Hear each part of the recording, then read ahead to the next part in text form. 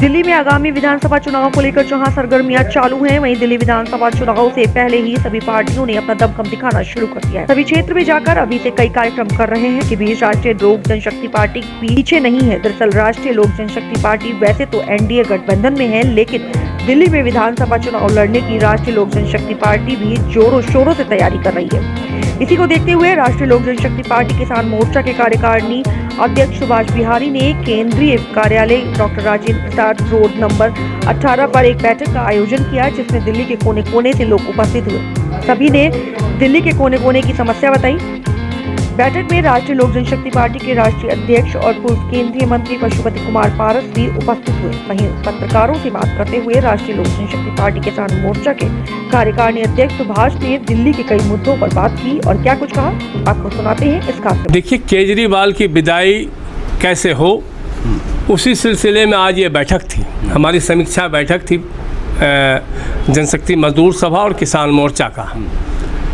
और बैठक में हम लोगों ने ये तय करना था कि हमारे साथी के द्वारा पूरे दिल्ली प्रदेश में अलग अलग विधानसभा में डोर टू डोर कार्यकर्ता लोगों के बीच में जा रहे हैं, वहाँ की जन समस्याओं को सुन रहे हैं, उनके लिए समस्याओं से निजात कैसे मिले इसके लिए संघर्ष कर रहे हैं। आज हमने अपने साथियों के साथ एक बैठक किया और बैठक में तय किया कि हमारी संगठन की क्या स्थिति है, हम किस किस ज़िला में किस रूप से हमारा संगठन तैयार है और पूरे दिल्ली में संगठन कैसे तैयार हो, उसकी रणनीति बनाने के लिए ये बैठक आज बुलाई गई थी।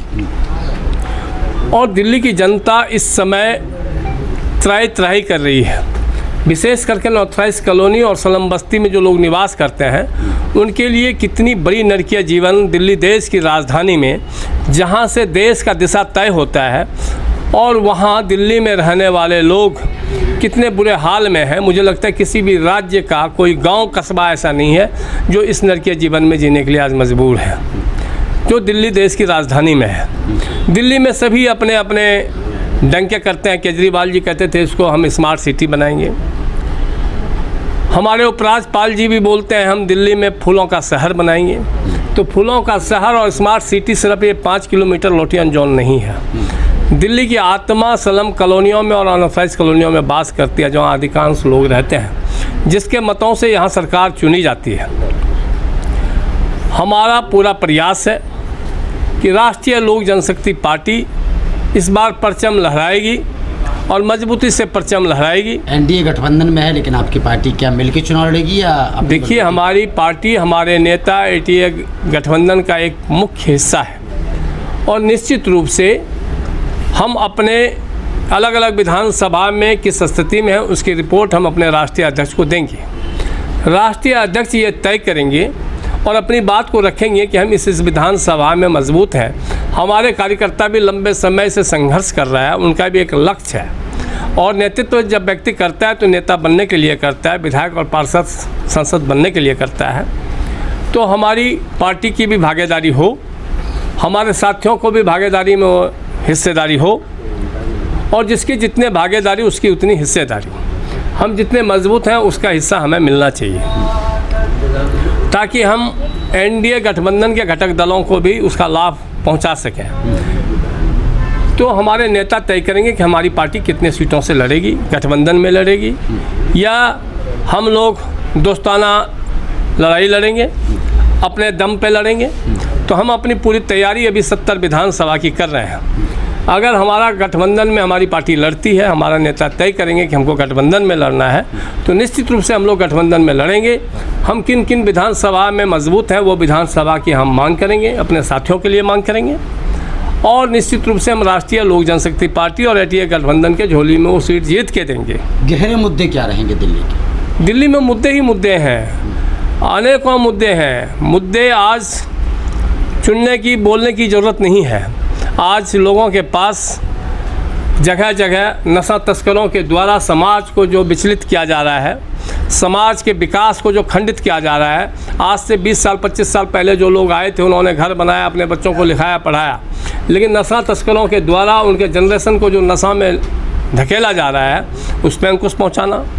आज अपराधियों का जो हौसले बुलंद हैं, उस अपराधियों के हौसले पर अंकुश लगाना, क्षेत्र का विकास होना, साफ सफाई का व्यवस्था बिल्कुल चरमरा गया है।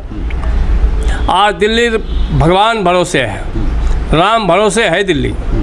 दिल्ली में आज गरीब लोग अगर न्याय मांगने जाए उसे कोई न्याय देने वाला ना, उसकी सुनवाई थाने में है, ना उसकी सुनवाई कचहरी में है, ना कहीं भी है। हर जगह भ्रष्टाचार है और हर जगह अपराधियों का दबदबा है। तो हमारी पार्टी उस पर अंकुश लगाने का कार्य करेगी।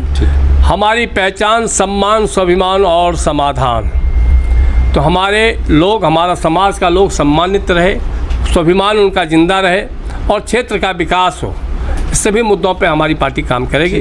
पहले तो सभी मीडिया प्रभारियों को, सभी जो आयोजित यहाँ पर आए हैं, मेरी तरफ से हाथ जोड़कर नमन। मैं एक राष्ट्रीय उपाध्यक्ष नहीं हूँ, मैं राष्ट्रीय लोक जनशक्ति का एक सिपाही हूँ और सिपाही के रूप में काम करता हूँ। और हमारी पार्टी और हमारे कार्यकर्ता दिल्ली में पूर्ण तरह से मजबूत है। जो भी हम समीक्षा कर रहे हैं, जहाँ भी हमारी पार्टी का यूथ कमजोर है, हम उसको दिन रात एक करके मजबूत करने पर लगे हुए हैं। इस पार्टी में सब सिपाही हैं, कोई किसी की पोस्ट नहीं है।